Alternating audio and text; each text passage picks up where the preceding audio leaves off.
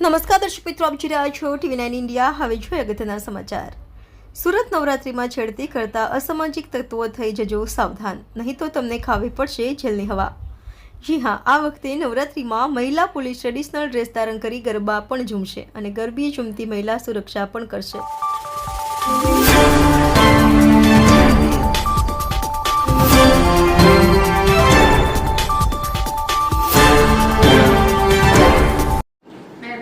સાહેબની સૂચના અને માર્ગદર્શન હેઠળ સુરત સિટીમાં શી ટીમ 35 થી 37 શી ટીમ કાર્યરત છે ઓલરેડી।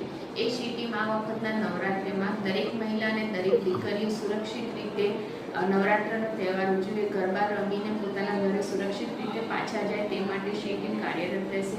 આ શી ટીમની દરેક મહિલાઓ સાથે સાથે જેન્ટ્સ પણ હોય છે। આ શી ટીમની દરેક મહિલા અથવા તો અમુક મહિલાઓ અથવા અમુક જેન્ટ્સ જે ટ્રેડિશનલ ડ્રેસમાં પણ આ જ્યાં ગરબા રમાય છે તે જગ્યાએ રમશે અને જે પણ છેડતીના પ્રકરણો અથવા તો છેડતીના પ્રકરણો ન થાય અને તેઓ સુરક્ષિત રીતે બધી દીકરીઓ ગરબા રમી શકે તે માટે સતત વોચમાં રહેશે।